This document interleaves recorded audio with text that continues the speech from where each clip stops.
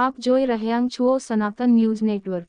જૂનાગઢ ઝાંસીની રાણી પુપલાન પાસે ગુજરાત કોંગ્રેસ પ્રદેશ પ્રમુખ શ્રી શક્તિસિંહ ગોહેલે સભાને સંબોધન કર્યું. કલેક્ટર કચેરીએ પદયાત્રા કરી આવેદનપત્ર આપ્યું. આ તકે પૂજાભાઈ વંશ, હરિભાઈ જોટવા, વિમલ ચુડાસમા, વિક્રમ માડમ, ચંદરિકાબેન ચુડાસમા, અરવિંદ લાડાલી, ભીખાભાઈ જોશી, ભીખુભાઈ વારોદરિયા, બાબુભાઈ વાજા સહિત અનેક અગ્રણીઓ ભાઈઓ બહેનો હાજર રહ્યા હતા. અહેવાલ વલ્લભભાઈ પરમાર, સનાતન ન્યૂઝ નેટવર્ક, જૂનાગઢ. માનવતા મહેમાનોને વિનંતી કે માનનીય પ્રમુખ શ્રી સ્ટેજ પર જાય પછી ધારાસભ્ય શ્રીઓ ભાઈ આંબલિયા અને વિનંતી કે તેઓ સ્ટેજમાંથી આવે. પ્રથમ લાઈનમાં જે પ્રમુખો ભાઈ ધારાસભ્ય શ્રીઓ બેસશે, માજી ધારાસભ્ય બીજી લાઈનમાં બેસશે અને બધા શાંતિથી બેસી જાઓ. બે મિત્રોને વિનંતી કે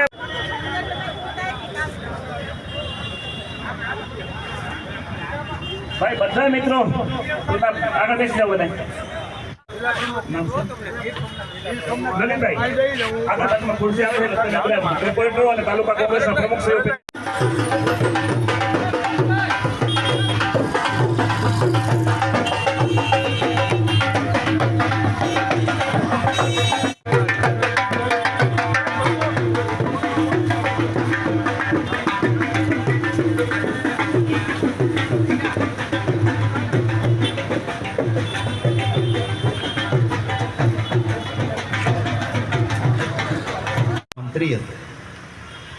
અહીંના માલધારીઓ માટે, અહીંના પશુપાલકો માટે ગીરના એ ડુંગરાઓમાંથી ઘાસ કાપવા માટેના પરવાના અપાતા. જૂના મિત્રોની યાદ હશે.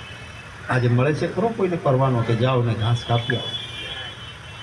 ગાયના નામે મત લીધા પછી શું આ મૂંગા પશુઓ માટેની ચિંતા કરવાની સરકારની જવાબદારી નથી? શા માટે આ બંધ કરવામાં? ભીખાભાઈ એક પ્રશ્ન પૂછ્યો હતો કે જૂનાગઢમાં ધારાસભ્ય તરીકે એમણે પૂછેલો કે ગ્રાન્ટ કેટલી આવી? 7,700 કરોડ રૂપિયા ગ્રાન્ટ આપી હોય અને છતાં જૂનાગઢના નળ ગટર કે રસ્તાનું ઠેકાણું ન હોય. થોડોક વરસાદ આવે અને પૂરની પરિસ્થિતિમાં જૂનાગઢને સપડાવવું પડે. જવાબદાર કોણ? આ ભાઈ મુક્ત ભ્રષ્ટાચાર, ભાઈ મુક્ત ભ્રષ્ટાચાર ભારતીય જનતા પાર્ટી કરે છે. એનું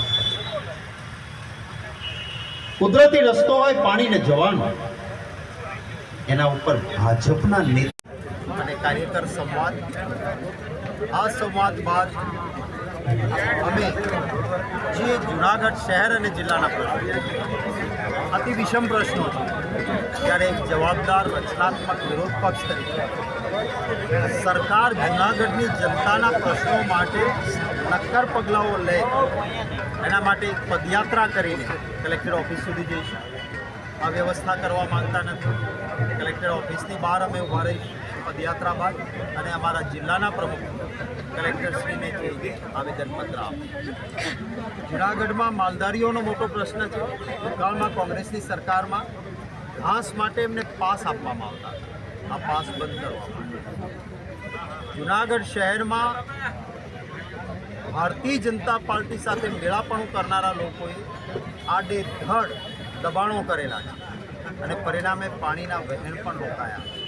થોડોક વરસાદ પડે અને પાણી જૂનાગઢમાં નાના વેપારીઓ, ઘરમાં રહેતા લોકોને તકલીફ પડે.